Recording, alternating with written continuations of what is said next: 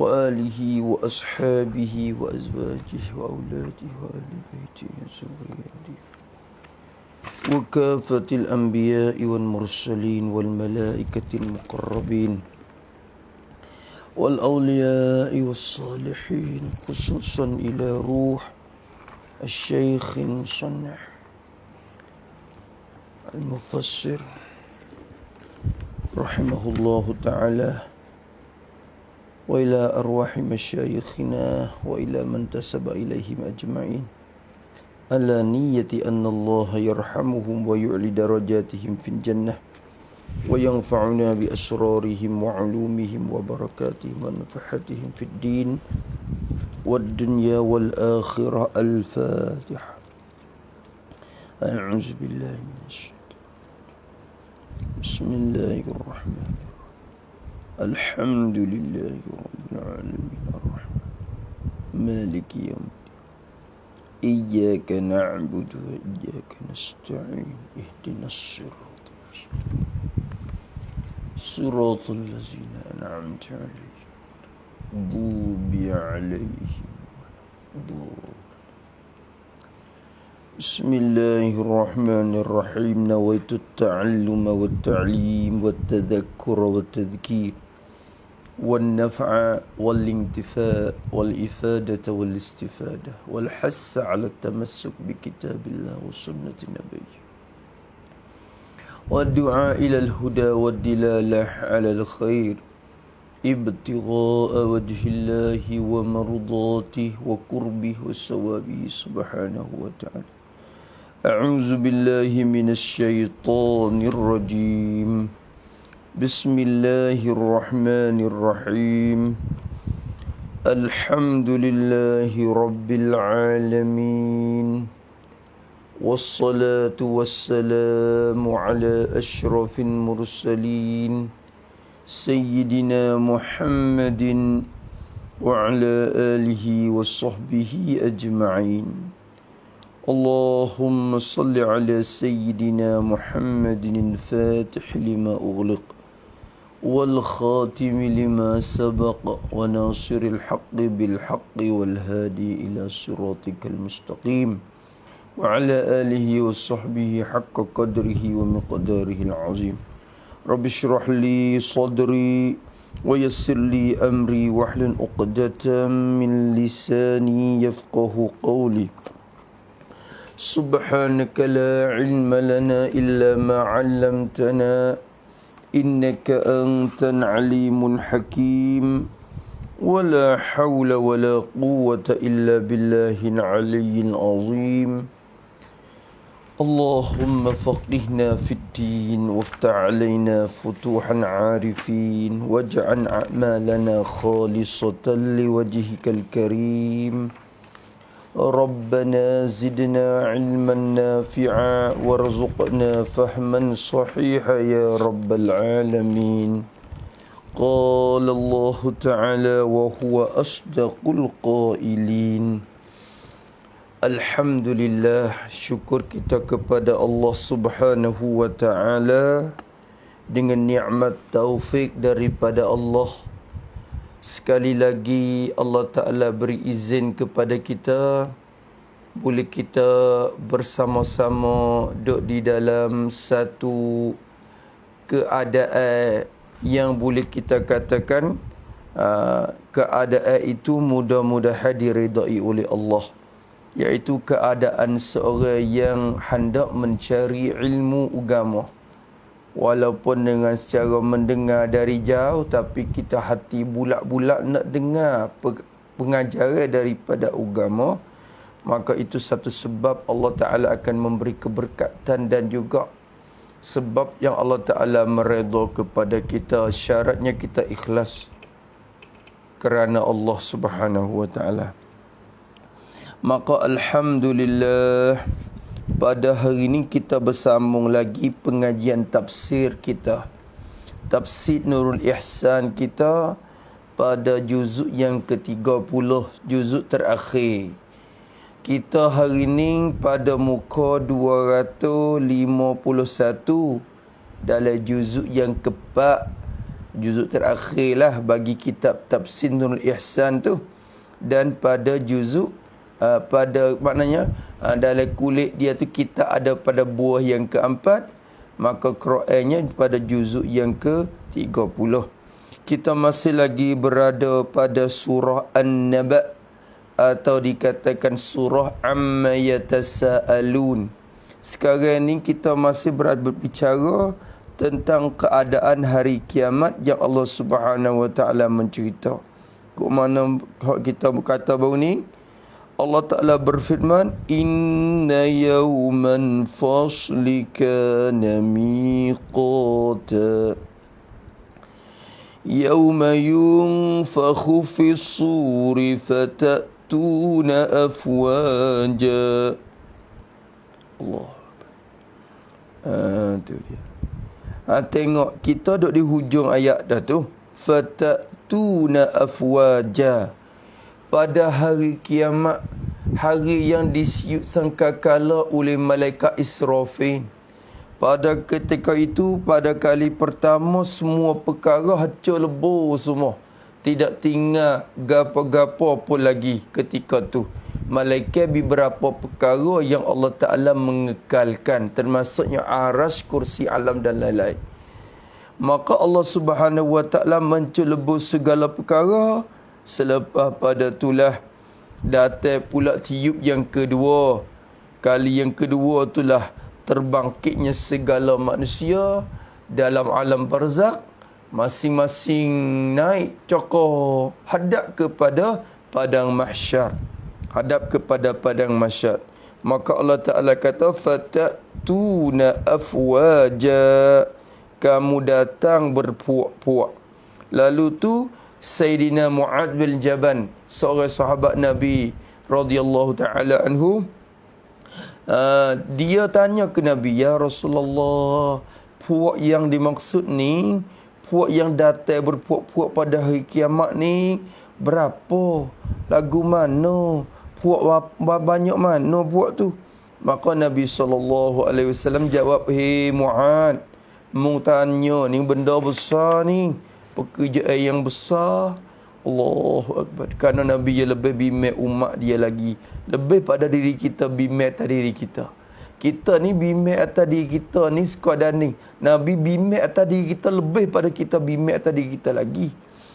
Masya Allah sallallahu alaihi wasallam. Lalu tu Nabi pun jawab 10 puak semua ada. Ada puak yang datang atas rupa kera, ada juga. Ada puak yang datang atas rupa babi, ada juga. Ada puak yang datang di atas rupa menunging, kepala duk bawah, kaki duk atas pun ada. Tu ada puak macam-macam. Ada puak yang mari dalam keadaan buta, mari pun ada. Tu puak-puak jahat belaka. Lepas tu ada juga mari rupa buta tuli. Mari tu buta tuli bisu. Macam-macam. Tu kita duk baca dah. Kita baca dah pada pada pertemuan kita pada kali yang lepas daripada ni. Kita baca dah. Maka pada hari ni yang mula daripada tu, baris yang ke apa? 1, 2, 3, 4, 5, 6, 7. Baris yang ke-7 bila dari bawah. Muka tu 251. Tu maka kata dia tengok. Dan setengah, ni puak yang lain pula datang pada hari kiamat ni. Dan setengah, jadi bermula setengah daripada mereka. Kalau kecek setengah lagu ni, kalau kita mengaji nahwu kat sini orang panggil mubtada. Maka jadi mubtada tu letak bermula lah mudah. Dan setengah, jadi bermula setengah daripada mereka itu puak-puak 10 puak ni. Ada hadis kata lagi, setengah daripada mereka itu terholor lidah. Holla jelai lah. Holla ni terjelai lidah. Lidah mereka itu terholla atas dada. Waliyazubillah min zalik. Lidah manusia ni biasanya nyak panjang mananya. Ya jelai lagi sampai ke bibir. Bila lepas pada bibir sampai kepada dagu ni kebiasaan tak ada orang kita. Lidah sapannya siapa tak tu. Tetapi puak ni Masya Allah, tabarakallah. Lidah mereka Allah Ta'ala jelal. Allah turun sampai ke dada. Masya Allah, rupa dia. Bukan sekadar tu nah. Dan orang panggil keluar nanah, terhala lidah atas dada, keluar nanah daripada mulut. Allahu Akbar. Nak rakyat kata mulut pun buruk sangat dah. Bau busuk dan nanah tubik daripada mulut. Lidah pun jelas sampai kepada dada. Waliyazubillahi min zalik.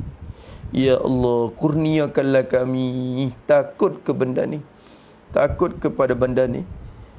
Tu selain daripada kita minta Tuhan, kita minta Allah Taala pejauhkan kita daripada benda ni, yang dekat sekalinya minta Tuhan kita rasa takut dulu mula-mula. Kadang-kadang bila dengar tak ada rasa apa. Tak ada rasa apa. Rasa-rasa berkata bukan kita orang ni. Allah apa nak tahu di mana? Siapa yang boleh jaminkan diri kita? Nak selamat daripada kumpulan-kumpulan ni, siapa dapat menjamin? Tak ada orang dapat jamin. Tak ada. Sebab tu orang dalam keadaan bimbang dan takut terhadap diri kita. Keluar nanah daripada mulut. Lepas tu siapakah mereka tu? Maka Nabi pun sebut juga dalam hadis itu. Nabi jawab, maka bermula mereka itu setengah tadi tu. Setengah yang terhala lidah tu. Siapa dia yang terhala lidah? Jelai lidah sampai ke dada. Nanah tu berapa daripada mulut dia. Bertitik tak. Siapakah mereka itu? Maka mereka itu ialah khabarnya. Ialah ulama. Allahu Akbar. Orang alim. Orang yang ada ilmu. Allahu Akbar. Orang ulama. Bukan orang biasa. Para ulama. Ulama mana yang datang pada hari kiamat dalam keadaan itu? Ulama sifat. Ulama yang menyalahi perkataan. Menyalahi oleh perkataan mereka itu. Menyalahi ni maknanya tak sama, tak serupa. Perkataan mereka menyalahi akan perbuatan mereka itu. Mereka itu ulama. Wal-iyazabillahi min zalik. Kecek tak betul dengan buat. Allahumma salli ala Wal-iyazabillahi. Ulama yang menyalahi perkataan akan perbuatan mereka. Kecek lagu lain, buat lagu lain. Kecek macam satu macam, buat satu macam. Tak betul semua dengan hak dia kecek. Menyalahi perkataan. Maksud perkataan, yakni menyalahi ajaran-ajaran dia. Menyalahi oleh perkataannya pada mengajar orang. Perkataan, yakni perkataan pada mengajar tu. Dia duk mengajar orang lah, perkara tu tak boleh. Perkataan ni haram, benda ni haram, benda ni makruh, benda ni syubhat, jangan kita masuk dekat, benda ni haram, jangan kita kerja. Perkataan dia Masya Allah penuh dengan Quran, penuh dengan hadis, penuh dengan perkataan ulama. Allah bawa dengan dalil-dalil sekian-sekian. Hebatnya perkataan. Tetapi menyalahi perkataan tu akan perbuatan mereka itu. Wal-iyazubillahi min dzalik. Jaga baik-baik. Allahu Akbar. Apa maksud situ kalau kita tanda sikit pun boleh? Pada perkataan menyalahi itu kita buat tanda untuk nak mudah kita faham sikit lagi. Maksud menyalahan yakni mereka tidak beramal dengan perkara yang mereka tahu. Mereka tidak beramal dengan perkara yang mereka tahu dan mengajar kepada orang. Dan mengajar kepada orang. Allah, ni takut kena tadiri. Kekok tadiri. Orang kampung, orang yang tak ada ilmu, orang awam ni terlepas dah daripada golongan ni. Kerana mereka tak ada ilmu di mula. Mereka tak mengajar. Sekurang-kurangnya mereka buat amalan yang tidak tahu. Itu pun berat juga. Tapi dalam keadaan itu bila mereka tak tahu, mereka tahu diri qadar diri mereka. Kata mereka itu tak tahu dan tak mampu untuk nak mengajar. Tiba-tiba kita orang yang alim, orang yang ada ulama, orang tahu, tapi mengajar lagu lain, buat lagu lain. Tak serupa dengan mengajar. Duk royak kata reba haram, kira-kira jangan makan reba. Tu ada gomo sendiri. Tu dia. Duk royak kata benda tu tu ada. Masya Allah. Masya Allah. Wal'iyazubillah min zalik. Ini yang kita takut. Itu ni mereka yang tak bermanfaat oleh ilmu. Sebab itulah Nabi kata, asyaddun nasi azabal yawmal qiyamah. Itu dia. Seberat-berat dosa, seberat-berat siksa pada hari kiamatnya ialah alimun lam yanfa'hu Allah bi'ilmih atau kama qala Nabi sallallahu alaihi wasallam. Orang alim yang Allah Taala tak beri ilmu tu memanfaat kepada diri dia. Ilmu tu yang mengajar kepada orang dapat bermanfaat rata-rata negeri, tapi untuk diri sendiri tak dapat berguna gapo dengan ilmu tu. Itulah mereka yang seberat-berat siksa yang datang pada hari kiamat esok. Wal-iyazubillah min zalik. Maka mereka ni keluar nano. Ni munasabah dengan lidah. Kerana lidah puak ni pasal. Lancat mengajar ni Allah, Quran, hadis. Ijma' itu kiyah begini. Allah. Duk mengajar lidah jelas. Akhirnya lidah mereka tu jelas sampai ke dada. Munasabah dengan lidah yang pandai mengajar ke orang. Tapi keluar nanah daripada mulut mereka tak berbawangi dak sekali. Tak berbawangi sekali ucapan-ucapan mereka. Bahkan sangat busuk keluar daripada mulut mereka itu. Wal-iyazubillahi min dzalik. Semoga Allah selamatkan kita lah. Menjadikan kita orang yang betul-betul ikhlas kerana agama. Menjadikan kita orang yang betul-betul beramal dengan ilmu. Dan juga menyampai kepada orang atas dasar kita ni orang yang amilin. Allahu Akbar. Habis itu tu satu kumpulan dan setengah ini mubtada. Dan bermula setengah, yakni setengah daripada mereka itu, setengah daripada puak-puak yang akan terbangkit pada hari kiamat nanti dalam keadaan bermacam-macam rupa datang kepada masyarakat tu.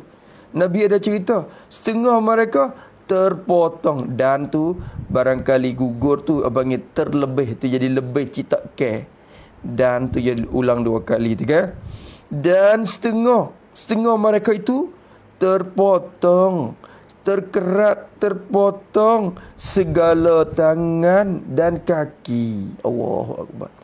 Tangan kudung, kaki kudung. Tangan terpotong, kaki terpotong. Duk pergi lagu mana? Macam mana perginya? Tu dia Allah Akbar. Tu. Duk pergi lah rupa mana? Dalam keadaan terpotong kaki, terpotong tangan.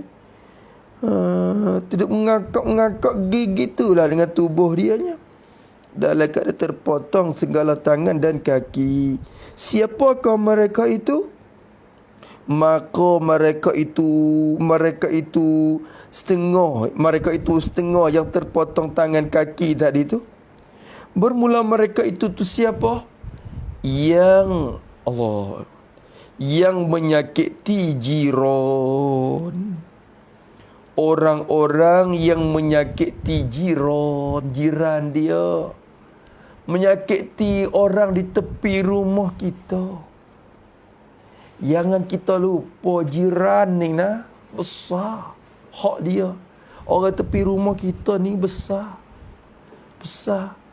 Kalau kita ada boleh kita asing rumah, asing seorang kita, alhamdulillah lagi lebih pada kita ada rumah di kalangan ramai-ramai. Tetapi ditakdirkan kalau kita tak mampu berkeasingan, kita kena duduk ramai-ramai, kena jaga hak orang tepi. Nabi kita sallallahu alaihi wasallam ada sebut dalam sebuah hadis, Nabi kata, "Mazala Jibril yusini bil jar." Atau kama qala Nabi sallallahu alaihi wasallam. Nabi kata, Jibril ni, malaikat Jibril datang kepada aku dan sentiasa kerap kali bila malaikat Jibril datang kepada aku, sentiasalah Jibril berpesan kepada aku berkenaan dengan hak jiran. Hei Muhammad, jiran tu besar hak dia nah. Hei Muhammad, jaga baik-baik hak jiran. Hei Muhammad, jaga baik-baik orang tepi rumah kamu, jangan menyakiti dia. Maka Nabi kata, sehingga aku sendiri merasa, seakit-akit aku faham bahawa seakit-akit aku rasa Jibril itu pesan kepada aku perkara ni, seakit-akit aku rasanya seakit-akit jiran tu dapat boleh makan sako nah. Siapa tahu tu? Tu biasa maksud apa dapat makan sako? Kerana telah maklum bagi kita kebiasaan orang-orang yang dapat makan sako ni orang kita lah. Anak kita, cucu kita, ibu kita, tu orang yang dapat makan saka. Biasa lagu tu dalam hukum ahkam syariat kita. Dan jiran ni dia tak boleh makan saka. Bukan kata bila kita mati, harta kita akan dibagi kepada jiran kita. Tak, dia tak akan dapat makan saka. Tetapi dengan sebab malaikat Jibril datang sentiasa pesankan kepada aku berkenaan dengan hak-hak jiran. Maka Jibril kata, sehingga aku sangka bahawasanya jiran ni dapat makan-makan nah. Nak royak kata, seakit-akit aku rasa kata jiran ni supaya waris dah.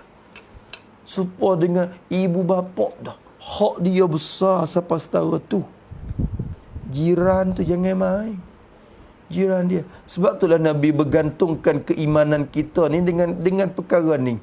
Nabi kata, man kana yu'minu billahi wal yaumil akhir fala yu'dhi jarah.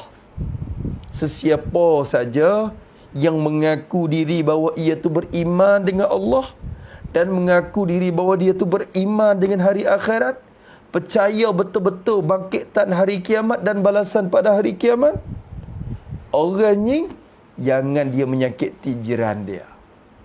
Maknanya kalau kita sejauh mana kita jaga hak jiran kita, itu menanda keimanan kita.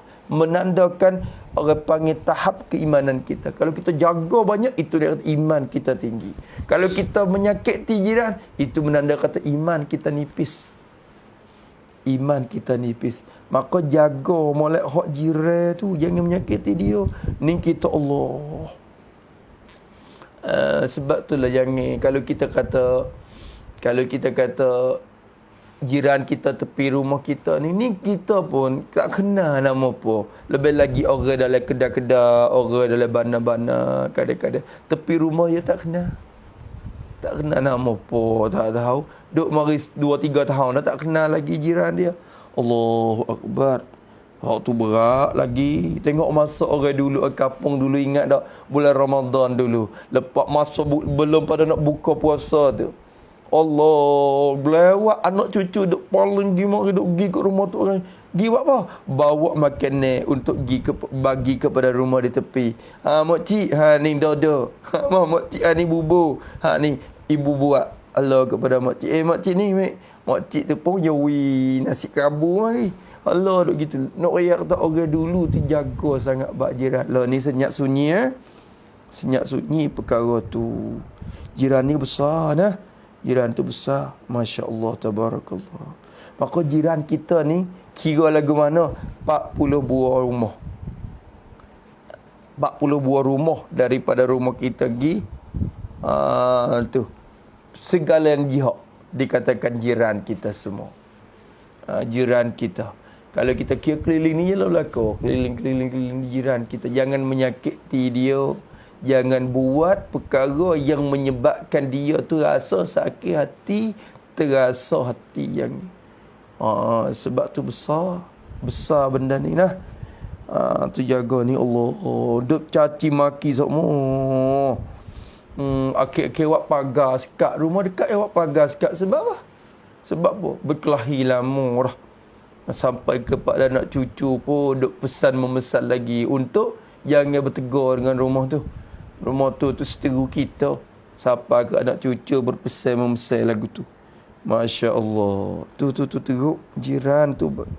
Maka jiran ni walaupun orang kafir dianggapkan jiran kita. Bukan kata dengan sebab orang kafir kita tak peduli dengan dia. Tak. Ya orang kafir pun suku. Kerana hak ni 3. Jiran ni 3. Kalau orang jiran di tepi rumah kita ni terkena di atas waris kita, terkena di atas waris kita, maka bagi mereka tu 3 hak di atas kita. Satunya hak waris yang wajib kita kena tunai, kita kena bercara, kena tengok tolong ziarah dia. Yang kedua, hakul mukmin, kalau dia beriman dengan Allah. Hak yang kedua itu hak saudara, hak saudara beriman, kita kena ambil bercara dia. Dan yang ketiga, hakul jar, orang panggil hak jiran. Bagi waris kita yang beriman dekat rumah kita 3 hak. Satunya hak waris yang kita kena tunai kepada dia. Yang kedua, hakul mukmin, hakul hakul saudara, hak akhul fiddin, maka kita kena tunai kepada dia. Dan yang ketiga, hakul jar, hak jiran, kita kena tunai kepada, jangan menyakiti dia. Kalau orang tu orang mukmin yang bukan waris kita, maka 2 hak mereka atas kita. Satunya hakul jiran, dan yang kedua hak saudara seagama Islam yang wajib kita kena tunai kepada mereka. Dan sekiranya tepi rumah kita ni orang kafir, maka bagi mereka tu satu hak atas kita yang kita kena tunai, iaitu hakul jirat, hakul jar, yang kita kena tunai kepada mereka. Tu jangan buat main-main. Jangan buat main-main dengan perkara ni. Cuba tengok para sahabat radhiyallahu taala anhum, mereka amat sehingga mereka nak makankan satu makanan, kena cek dulu adakah tepi rumah ni ada orang kelaparan. Kalau tepi rumah jiran kita ada kelaparan, didahulukan makanan kepada mereka dulu, kerana mereka lebih berhak kepada kita. Kita tak akan biar makan dalam keadaan mereka duk kelaparan dan menyakiti kepada diri mereka. Allah Akbar. Ni kita Allah duk kena ikan mengasai wah kawan nak lapar tak makan nasi 2 hari dah. Allah katik kepada mereka kalau mereka susah, kena halal juga. Hakul jiran, Islam kita jaga benar perkara ni.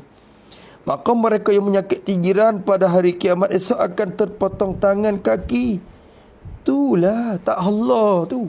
Tangan juga menyakiti kepada mereka, tangan tidak dihalalkan. Kaki ni juga berjalan untuk menyakiti mereka, maka kaki dipotongkan. Itu bukan azab tu, bukan azab yang hakiki lagi. Maknanya rupa dalam bangkit datang kepada padang mahsyar, ya. Azab depan lagi berat lagi. Bukan sekadar tu. Kalau sekadar tu tak apa aku menyakiti sebab azabnya kerat kaki tangan, ya. Jangan rasa tu, itu bukan azab, itu tanda-tanda saja. Tanda-tanda saja.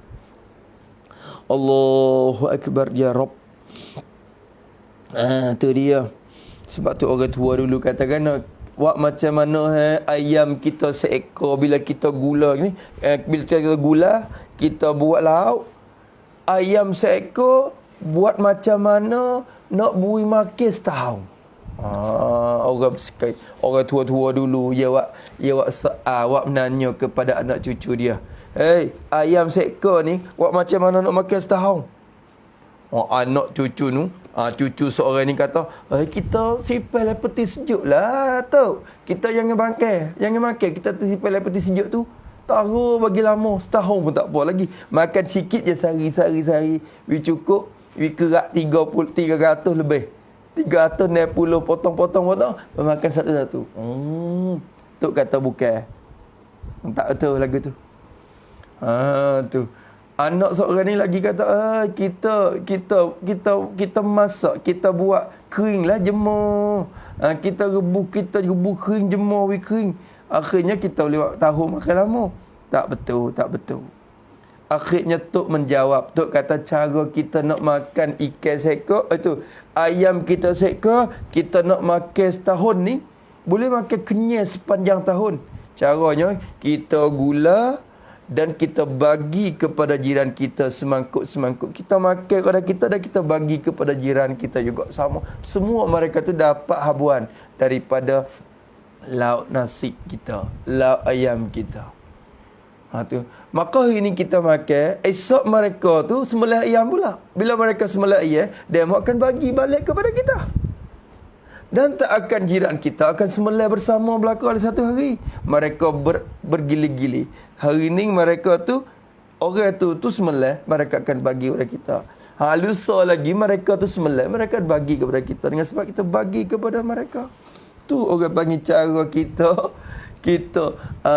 kita makan ayam, kita buat gula ayam, dapat makan setahun.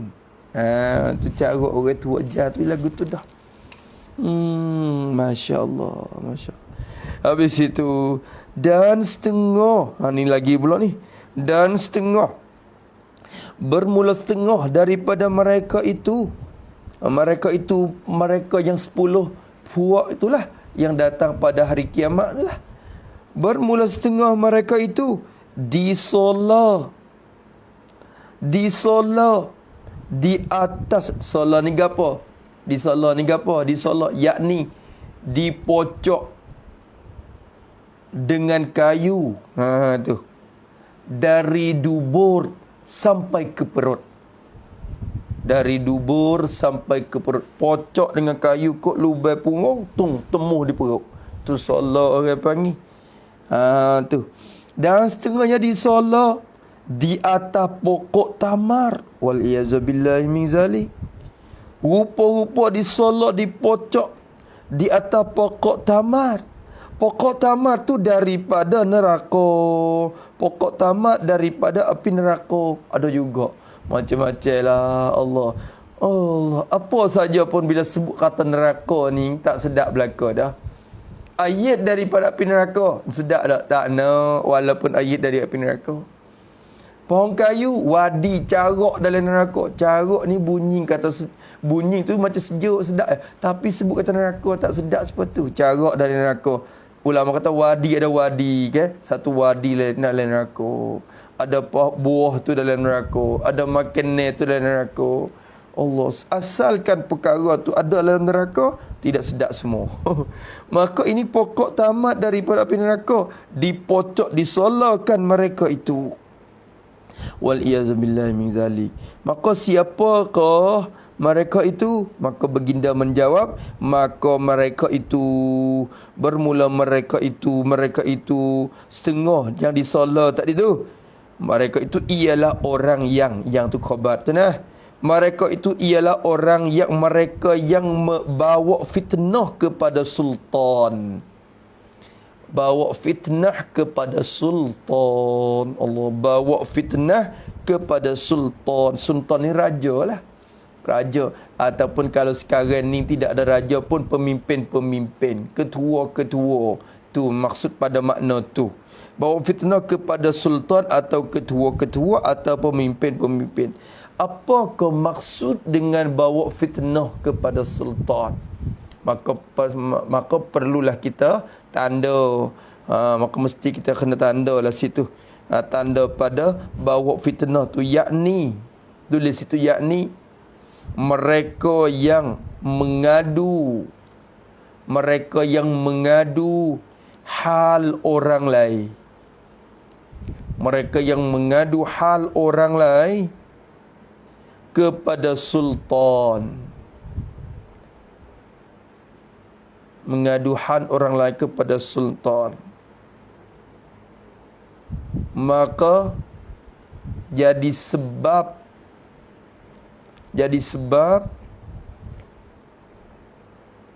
bagi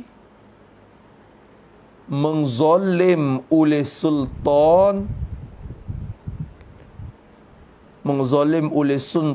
akan orang yang dimengadukan itu. Itu maksudnya. Akan orang yang dimengadukan itu. Jenis pasal mengadu ni ada juga jenis manusia kita. You nampak orang tu buat kesilapan sikit-sikit misalnya, yang kebiasaannya perkara tu tak ada berat mana pun, kalau kita sesama Islam ni pun kita boleh beri maaf. Ataupun mereka tidak ada kesalahan dimula lagi. Tapi kita ambil berita dia atau keadaan dia pergi mengadu kepada sultan. Royak kata sianu kadang-kadang tambah batching lagi. Macam-macam, akhirnya menyebabkan sultan tu ataupun ketua tu marah kepada dia dan juga menzalimkan dia. Maka orang tu terfitnah dengan sebab ucapan kita. Mereka inilah bawa fitnah kepada sultan. Mereka inilah disolah dan dipocok. Datang keadaan dipocokkan dubur dia daripada pokok tamat dari neraka. Waliyazubillah min zalik. Dan setengah terlebih sangat busuk daripada bangkai. Ini satu macam. Ini berapa kumpulan dan ia ada semua kita tak bilang lagi kan. Ya semuanya 10 yang Rasulullah sebut, 10 puak yang datang atas rupa macam-macam tu. Tetapi kita tak bilang dak ni. Maka cuba bila tengoklah. Dan setengah, yang ini bermula setengah daripada mereka itu, setengah daripada 10 puak tadi terlebih sangat busuk. Lebih sangat busuk. Lebih berbusuk sangat-sangat. Lebih busuk, maksud busuk ni busuk badan dia lah. Busuk badan dia. Lebih busuk daripada bangkai. Bangkai binatang yang mati ke, ayam mati 4-5 hari busuk, kita nak masuk dekat pun tak boleh, nak mutah. Nak mutah masuk dekat, tak boleh. Wah, ikan tak apa lagi. Kucing mampu. Aduh. Tikus mampu. Dalam rumah kita seekor kecil tikus. Tapi Allah, kuat dia berapa hari. Nak boleh hilang-hilang bang tu. Maka bangkai ni sangat busuk. Tiba-tiba orang ni terlebih sangat busuk daripada bangkai lagi. Ya Allah, datang dalam keadaan tu. Tu. Maka siapakah mereka? Maka bermula mereka itu setengah yang terlebih busuk dari bangkai itu. Siapa dia? Ialah yang tu khabar. Ialah mereka yang menegah hak Allah. Menegah hak Allah. Menegah, menyekat. Tidak tunai. Itu maksud menegah. Menegah, menyekat dan tidak tunai hakullah. Apa hakullah? Hak Allah ni, yakni hak yang Allah fardukan ke atasnya. Tu hak yang Allah hak yang Allah fardukan ke atasnya untuk beri kepada segala asnaf yang 8. Segala asnaf yang 8. Tu dia. Maksud dengan hak Allah sini apa? Bayal daripada zakat harta. Zakat harta. Manusia kita ni zakat dia kadang-kadang bila duit dia sikit-sikit tak apalah. Ada 100,000 zakat dia 1,000 je. Dia rasa ringgit lagi kadang-kadang nak keluar zakat. Kadang-kadang dia rasa ringgit lagi.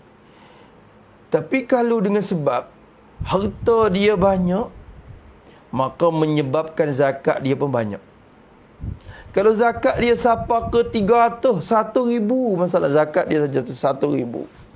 Dia akan perasaan timur sayang harta tu. Padahal harta tu bukan harta dia. Harta yang 100,000 yang keluar dikira tu, hak tu harta bagi 8 golongan yang Allah sebut dalam Quran. Orang panggil asnaf yang 8 yang Allah Ta'ala sebut dalam ayat innamas sadaqatu lil fuqara wal masakin sampai akhir. Maka hak tu sebenar bukan hak dia, tetapi dalam keadaan tu dia rasa sayang, nak bagi, nak belanja, nak bagi. 1,000 ni banyak. Ya Allah. Akhirnya dia sanggup tidak keluar. Ataupun cara helah macam mana, akhirnya dia tak keluarkan zakat. Maka mereka tu menegah dan menyekat hak Allah. Sebenarnya hak Allah Ta'ala tu, duit 1,000 tu hak Allah yang Tuhan fardu ke atas kita untuk sapa kepada fuqara, masakin dan lain-lain. Tiba-tiba kita sekat, kita tak beri. Allah, kedekut. Sapa ke bukan harta dia punya kedekut juga. Tetapi keimanan betul-betul lah yang akan menyebabkan dia tu rasa kata itu hak Allah, bukan hak aku. Kalau orang ni dia rasa hak aku lah, aku kerja, Allah nak boleh sekut dua sekarang ni, susah dapat. Allah Akbar. Ekonomi sekarang ni pun susah nak dapat duit. Maka bila cukup nisab dia, Allah, nak bagi sekut-sekut pun, nak bagi 10 ringgit, 1 ringgit, rasa susah hati di akhir zaman ni. Maka ni sebab tu dia tak keluar zakat tu. Menyebabkan hari kiamat esok macam mana dia? Busuk, lebih daripada bangkai lagi badan dia. Wal-iyazubillah min zalik. Allahu Akbar. Masya Allah. Itu dia lah. Dan setengah dipakai kain selimut. Kata ada lagi. Dan setengah, bermula setengah daripada mereka. Ada lagi satu golongan. Ni rasanya terakhir. Oh, belum lagi. Yang ke-9 barangkali. Dan setengah daripada mereka itu tu dipakai kain. Allah Ta'ala beri pakaian juga. Masya Allah. Hari tu biasanya semua akan datang dalam keadaan bertelanjang. Bagai manusia kita datang ke padang mahsyar dalam keadaan bertelanjang. Tetapi ada juga satu golongan yang ada pakaian. Selain daripada para anbiya dan awliya lah, mereka ini diberi keistimewaan oleh Allah. Dapat pakaian dimula lagi bangkit daripada kubur tu berpakaian dah. Kerana Allah Ta'ala nak jaga kehormatan para anbiya. Maka dalam keadaan berpakaian. Maka semua manusia itu dalam keadaan bertelanjang. Tiba-tiba the morning ni dipakai kain selimut. Ada kain selimut. Masya Allah. Kok mana liputi badannya daripada qatran. Masya Allah. Diliputi jadi dilekat. Maksud diliputi, dilekat, dilindung, dilekat. Lekatlah maknanya. Dilekatkan badannya, badan setengah mereka tadi, diliputi daripada qatran. Allah, tu pakaian dia bukan pakaian begini, bukan kain selimut yang tebal mempanaskan badan kita, jaga daripada kesejukan itu, bukan. Allah Akbar. Apa kain selimut ni? Daripada qatran. Apa qatran? Qatran ni bahasa Arab. Maka musannaf kita pun dia badan, dia jaga dengan makna dia kata minyak hitam. Minyak hitam, minyak ta itulah, minyak ta tu. Orang buat labu batah tu pun jelas juga. Minyak tu minyak hitam. Mana? Oh, tu minyak cemar lah kita kata. Qatran. Maka minyak tu dah lekat-lekat. Ni pakaian selimut dia. Tu selimut dia. Oh, padahal itu bukan selimut, tapi nampak rupa selimut saja. Nampak rupa selimut, tetapi Masya Allah, sebenar bukan kain selimut. Itu azab daripada Allah Subhanahu Wa Taala kepada mereka ni. Lilekatkan badan daripada minyak hitam tu. Siapakah mereka yang berkeadaan minyak hitam lekat badan gitu? Allah. Maka mereka itu, mereka yang akhir zat ni tu, ni akhir dah rasa ni. Setengah yang dipakai kain selimut ni, mereka inilah yang takabbur. Takabbur ialah mereka yang takabbur. Apa takabbur? Rasa besar diri. Rasa dirinya besar lebih dari orang lain. Rasa diri lebih dari orang lain, itu takabbur. Takabbur. Sebenar takabbur ni perangai iblis. Perangai iblis. Sifat takabbur ni Allah Ta'ala kata takabbur ni sebenarnya pakaian Allah. Maknanya sifat yang Allah Ta'ala boleh bersifat. Takabbur ni sifat Allah. Tidak ada siapa yang dapat ambil sifat tu mari guna. Orang yang ambil sifat takabbur mari guna pada diri, orang tu salah. Kerana Allah ni, bila Tuhan sebut tiap-tiap perkara, cuba tengok Allah Ta'ala sebut dengan cara bangga, Allah Ta'ala sebut dengan cara besar-besar diri dia. Maka dia hakikat begitu, ya Tuhan, ya Rabb. Kalau dia takabur pun sifat dia. Tetapi manusia tidak. Manusia ambil sifat tu mai pakai. Salah satu mereka yang ambil mai gunanya iblis la'natullah. Malaikat iblis itu nate iblis, bukan malaikat iblis pula. Nate iblis ni dia rasa lebih daripada Tok Adam. Ketika Allah Ta'ala perintah kepada semua malaikat sujud kepada Tok Adam, malaikat semua sujud belaka. Malaikat iblis dak cokok, tak say, tak mau tunduk sujud ke Adam. Tu dia.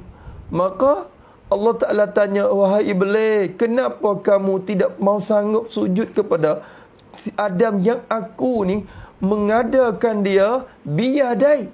Aku mengadakan dia dengan secara amati benar-benar. Aku buat dengan cara halasi. Aku buat Adam ni lebih dalam keadaan indah dan lebih daripada yang lain.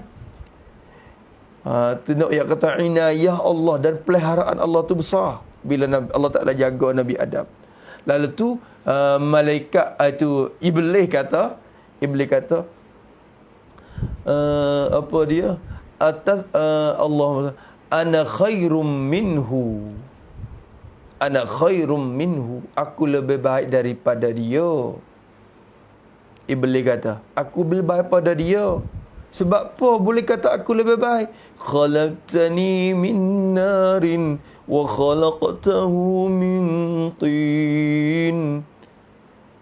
Ya Allah, aku lebih baik daripada dia. Macam mana orang yang terlebih baik kena tunduk kepada orang yang nombor duanya.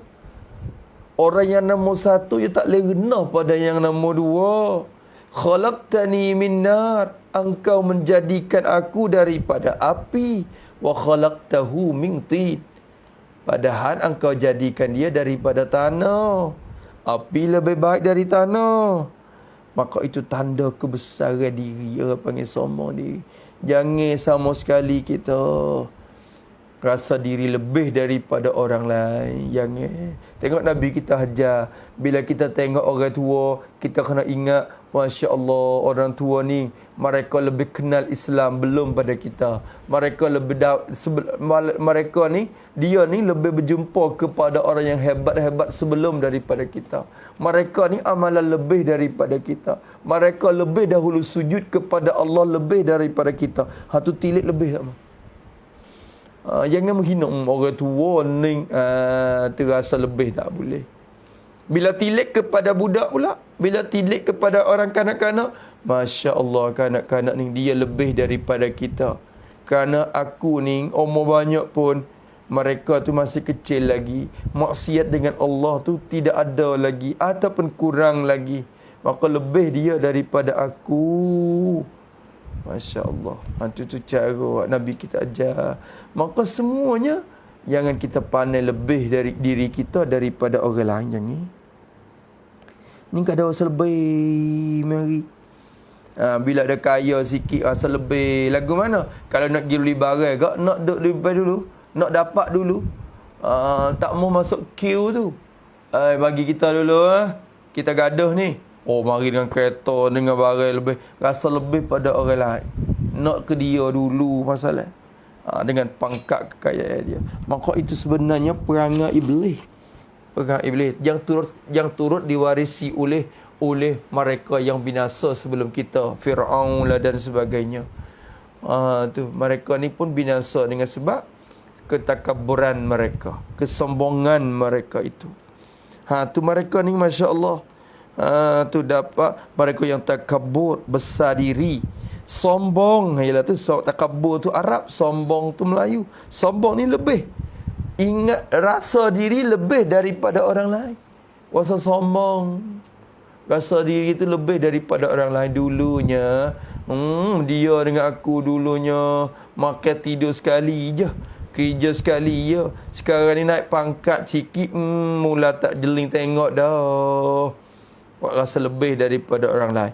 Tu takabur. Jangan. Tu jangan. Maka lawan bagi takabur ni tawaduk. Kena sentiasa dalam kerendahan diri. Tawaduk semua. Sebenarnya bukan kita. Tu. Bermegah-megah. Tu jelas juga tu, bermegah-megah. Maknanya maknanya bermegah-megah, tu sama. Bermegah-megah ni khuyala, maknanya bermegah-megah dengan orang lain. Bermegah menunjuk diri lebih dari orang lain. Menunjuk diri, orang panggil menunjukkan kelebihan diri. Tu menegak, bermegah-megah, menunjuk kelebihan diri. Ya ada kemegahan, ada kekayaan. Tu bermegah-megah. Allahu Akbar. Allah tak suka orang bermegah-megah. Tu dia. Allahu Akbar. Ni sebab itulah kena jaga molek, lebih lagi akhir zaman ni dah. Banyak kita ni kadang-kadang tak terlepas sifat tu. Maka mesti kita kena usaha membaiki hati kita dengan cara kita belajar ilmu tasawuf untuk nak membersihkan hati kita daripada sifat-sifat yang dicela begini. Takabur, sombong, semua ni sifat yang tercela yang mesti kita kena mengaji cara untuk nak membersihkan hati kita, supaya kita tidak terbangkit pada hari kiamat nanti dalam keadaan rupa mereka yang berselimut dengan minyak hitam ni. Allahu Akbar. Maka panjang lebarlah huraian tu. Dia kata intaha, hamzah dengan ha tu isyarat kepada perkataan intaha, makna habis sampai sini lah. Intahanya ya ambil di mana ni huraian sebegini hadis ini ni. Intaha Qurtubi. Dia kata intaha dalam tafsir Qurtubi. Tafsir bagi Imam Al-Qurtubi rahimahullahu ta'ala. Dan juga ada sebut dalam Muqtasad Al-Qurtubi. Sebutkan juga. Dan bukan tafsir Qurtubi saja yang menyebutkan hadis ini. Ada juganya hadis Tafsirul Kabir bagi Imam Ar-Razi pun ada menyebut. Tafsir Al-Alusi dinamakan tafsir Ruhul Ma'ani bagi Al-Alusi pun ada sebut hadis ini. Dan juga tafsir ada lagi tafsir Futuhat yang ilahiyah sendiri, tafsir zaman pun ada menyebutkan perkara ini. Maka hadis ini sebenarnya walaupun ulama ada berselisih tentang keadaan dia, tetapi ada yang menghukumkan dhaif dan ada yang menghukumkan maudhu'. Maka bagi kita cukup untuk ambil pengajaran sebagai penakut ke hati kita daripada melakukan perkara-perkara semacam ini. Dikatakan kita buat tarhib diri kita. Mudah-mudahan kita selamat daripada kumpulan-kumpulan yang akan bangun dalam keadaan begini. Tu ikhtisar, dia kata dengan cara ringkas lah, maknanya dia nakal mari daripada tafsir Qurtubi dengan cara ringkas, bukan ambil satu persatu dah. Kalau dia ambil satu persatu, sebenarnya jawapan ni akan dijawab dalam hadis tu. Dalam hadis tu Rasulullah cerita tentang keadaan golongan tu, kemudian Nabi jawab, kata golongan pertama tu siapa? Jawab di akhir-akhir hadis. Bukan Nabi sebut rupa ni, tetapi dia ni musannaf kita ni buat merengkaskan orang panggil. Hadis ini disebut di dalam tafsir Al-Kasyaf bagi Az-Zamakhsyari, dan ulama bertikaikan tentang keadaannya. Tetapi ala kulli halin kita gunakan dia bina di atas mereka yang ulama kita menyebut, maka atas jalan kita guna untuk menterghib kita dalam mengerja amalan kepada Allah Subhanahu wa taala. Habis itu sekat itulah tu. Kemudian firman Allah sebut sambung lagi daripada ayat tadi.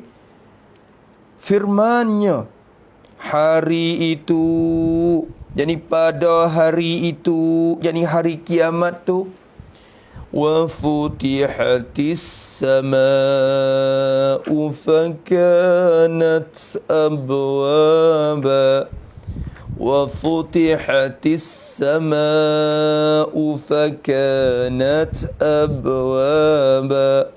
Ayat Quran sebut. Allah, ni keadaan hari kiamat belaka ni. Allahu Akbar.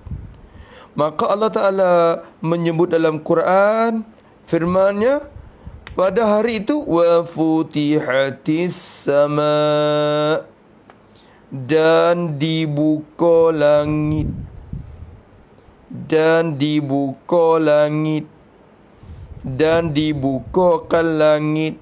Allah Ta'ala bukalah ni.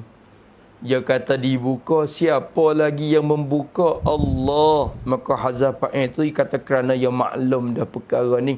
Pada hakikatnya Allah yang membuka. Maka kata dia, dan dibuka langit. Allah Ta'ala buka langit. Bila sebut kata buka langit, macam kata buka pintu gini lah kan? Tidak. Bukan makna buka dengan rupa buka pintu yang kita tergambar, terbayang tu tak tu. Maksudnya dibuka, pecah-pecah. Tafsir makna dibuka. Yang ni pecah-pecah. Apa makna pecah? Yakni dipecah dan dibelah akan langit itu. Itu. Yakni dipecah dan dibelahkan langit. Allah Ta'ala pecah dan belahkan langit. Langit tu dipecah, dibelahkan langit. Tambah lagi, tulis lagi. Dipecah dan dibelahkan langit hingga jadi jalan dan tempat lalu. Jadi jalan dan tempat lalu. Langit tu dibedah, dipecah, dibuka. Buka bukan makna buka pintu supaya malaikat Ismail duk buka pintu sambut Nabi kita pada malam Mi'raj, bukan. Bukan pintu lagu tu. Maknanya pada langit tu dibedah, dipecah. Dibedah, dipecah, dibelah akan langit tu hingga langit tu berlubang, berjalan-jalan. Ada ruang-ruang untuk jadi jalan. Untuk jalan, jadi tempat lalu, kata dia. Dibukakan langit dan pecah-pecah langit. Pecah buat gapo? Apa hikmatnya dipecahkan langit? Tafsir lagi. Dipecah tu bagi turun malaikat sekalian. Bagi turun, jadi untuk turun oleh segala malaikat. Semuanya takkid pada malaikat tu. Jadi segala malaikat semuanya dibagi. Orang panggil Allah Ta'ala bedahkan langit. Untuk para malaikat dari langit tu turun. Semua malaikat akan turun dari langit melalui bedahan dan pecahan langit-langit yang dibuka oleh Allah Subhanahu Wa Ta'ala tu. Wa futihatis sama, dan dibuka langit pecah-pecah bagi turun malaikat sekalian. Maka malaikat ni turun buat apa pada hari itu? Kenapa mereka turun daripada langit melalui jalan langit-langit yang dibedah-bedahkan tu?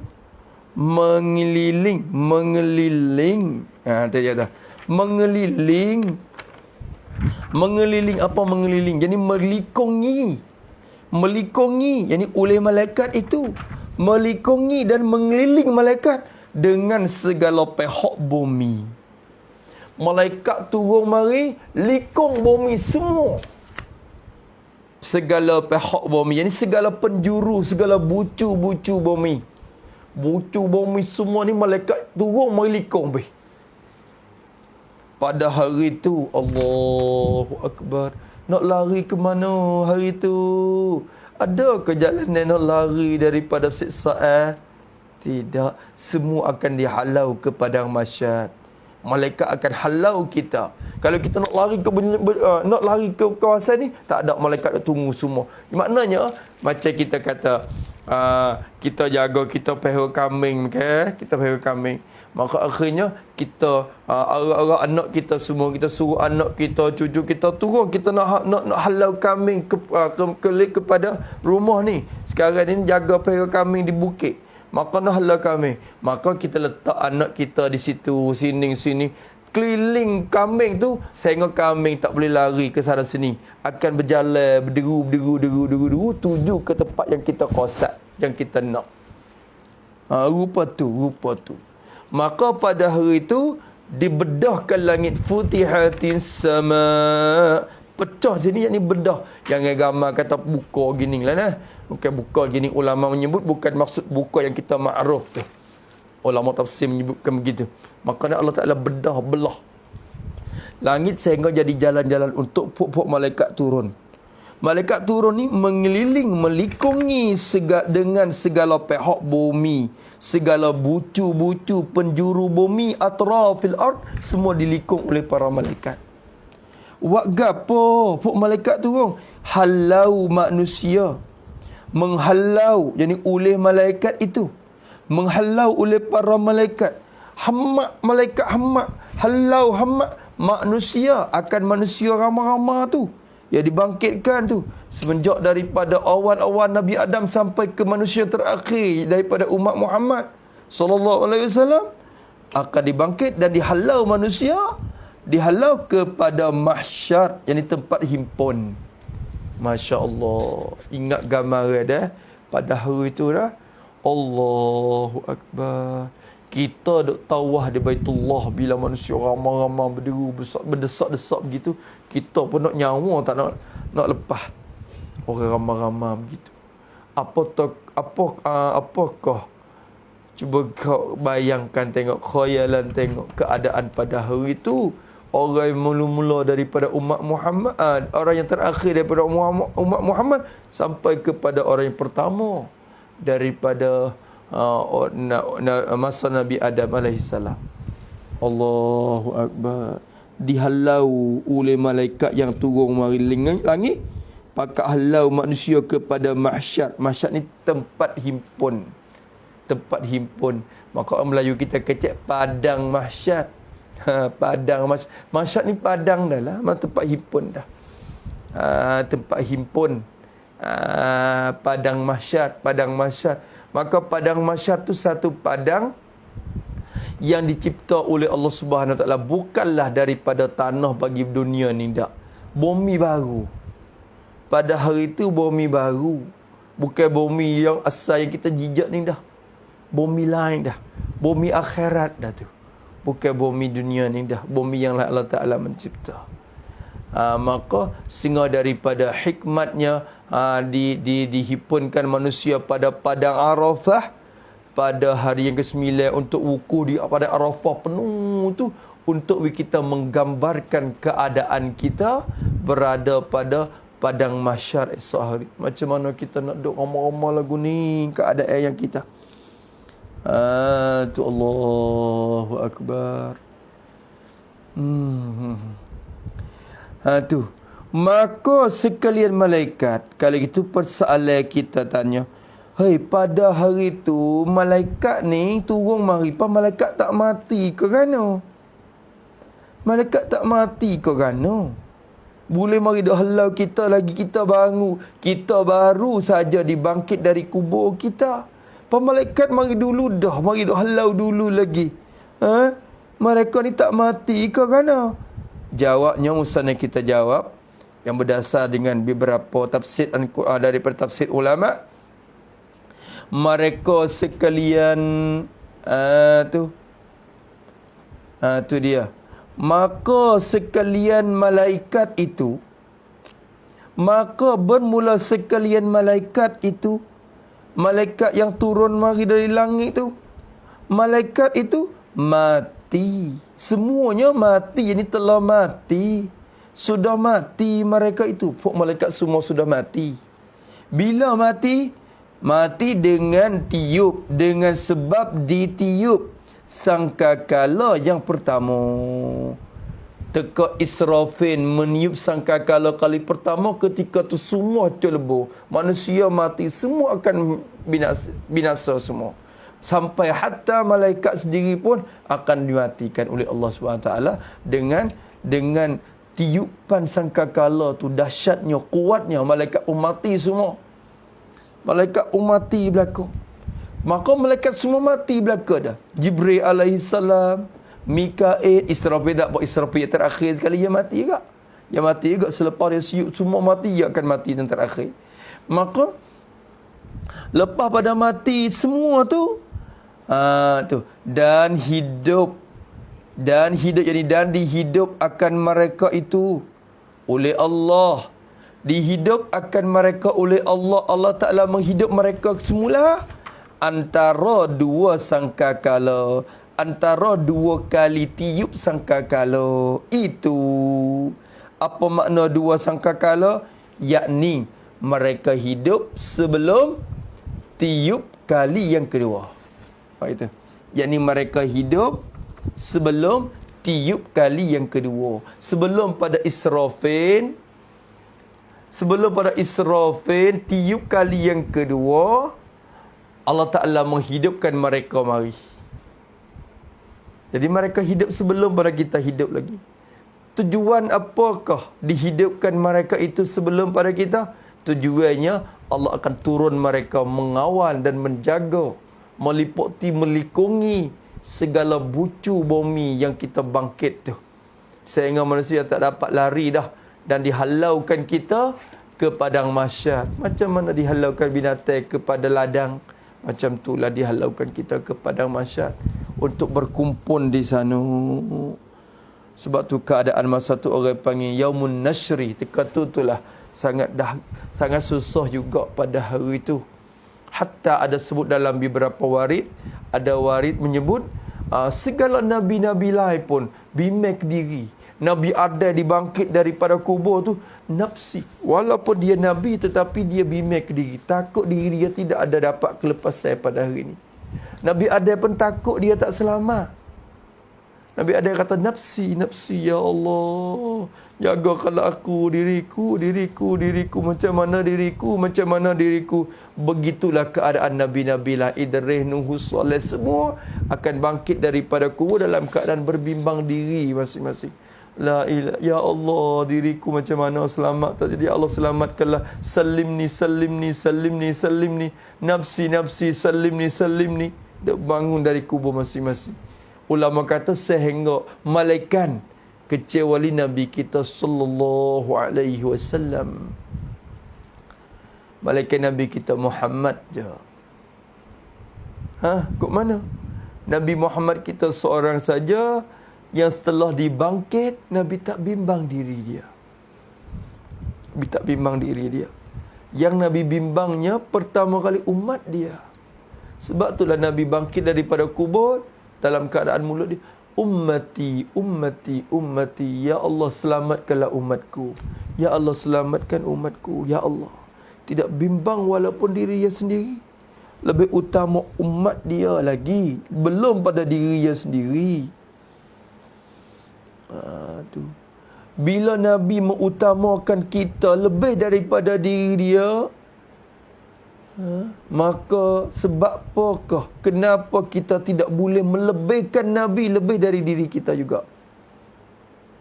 Kita kena utama Nabi lebih dari diri kita lagi.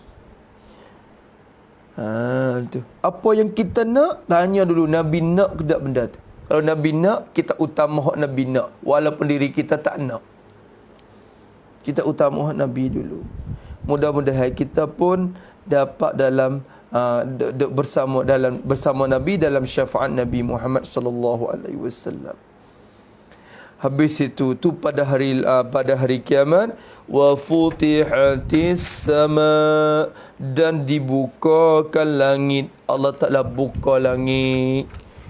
Pada ayat lain ada lagi tak, idzas samaa'un syaqqat, bila langit itu terpecah ni, terbedah ni, idzas samaa'un fatarat, adalah maksud ni yang sama ya, lebih kurang itu berlaku. Maksudnya lah, maknanya langit itu dibedahkan untuk turunnya para malaikat dan melikungkan bumi mahsyar, bumi yang kita bangkit itu untuk halau manusia kepada mahsyar. Habis itu maka sekalian malaikat mati dengan tiup sangkakala yang pertama, dan hidup antara dua sangkakala itu. Kita tengok dah dengan cara dengan cara ibarat bahasa Arabnya dalam kitab Al-Futuhat Al-Ilahiyah. Maksudnya kita salin ambil dan terjemah dengan bahasa Melayu dengan cara mafhum dia. Maka kata di Allah Ta'ala berfirman lagi, fakanat abwaba, atop kepada futihat. Ni atop kepada futihat. Maka dibukakan langit, dibedah-bedahkan langit, dipecah-pecahkan langit. sehingga berjalan lalu, beruang, berpecah langit menjadi jalan dan tempat lalu. Fakanat abwaba, maka bila dibedahkan langit begitu, maka jadilah langit itu. Musanna isyarat kepada kanat. Domain mustatid dalam kanat tu rujuk kepada as-sama' tu. As-sama' yang dihukumkan muannas tu. Fakanat abwaba, maka jadilah langit itu. Langit tu tadi, langit tu pun jadilah. Jadi dengan sebab apa? Jadilah langit itu jadilah dengan sebab dibelah itu. Buat itu. Maka jadilah langit itu jadilah dengan sebab dibelahkan itu. Maka jadilah langit itu dengan sebab Tuhan belahkan langit, pecahkan sehingga malaikat turun. Makalah jadilah langit itu abwaban, berpintu-pintu. Dia kata, jadilah berpintu-pintu. Apa maksud berpintu-pintu? Yakni, buat gitu. Yakni seperti pintu-pintu yang banyak. Bukan pintu, apa pintu sungguh. Jadi pintu banyak. Moga belah banyak lubang ni. Banyak lubang, banyak ruang. Maka jadi sepuang berapa pintu. Berpintu-pintu. Jadi seperti beberapa pintu yang banyak. Awak itu. Makna langit ketika tu serupa dengan pintu dah. Allahu Akbar, ya Allah, ya Arhamar Rahimin.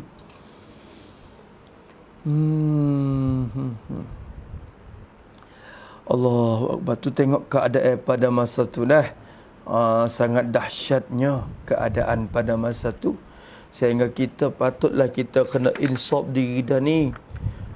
Selama mana nyawa masih ada lagi di badan kita, selama mana tidak tertarik lagi nyawa kita sampai ke batang halqum kita, ketika tu lah patut kita taubat cepat-cepat. Ambil kesempatan. Allah Ta'ala uji dengan penyakit COVID ni, ambil kesempatan ni untuk muraja'ah akan kesalahan diri dan untuk muhasabah diri dan juga rojak diri kepada Allah Subhanahu Wa Ta'ala. Tu boleh dah sebenarnya. Tak sampai masa lagi ke. Qanati mati dulu. Falaula idza balaghatil hulqum. Ketika roh sampai ke batai halqum, ketika itulah fa antum hina idzin tanzurun. Kamu boleh menyaksilah ketika tu. Tapi nak buat apa lagi? Dah boleh tengok keadaan itu, kebenaran yang berlaku pada masa tu. Nak boleh buat apa lagi? Tak boleh buat apa dah. Ketika diberi peluang ni, kita jagalah baik-baik.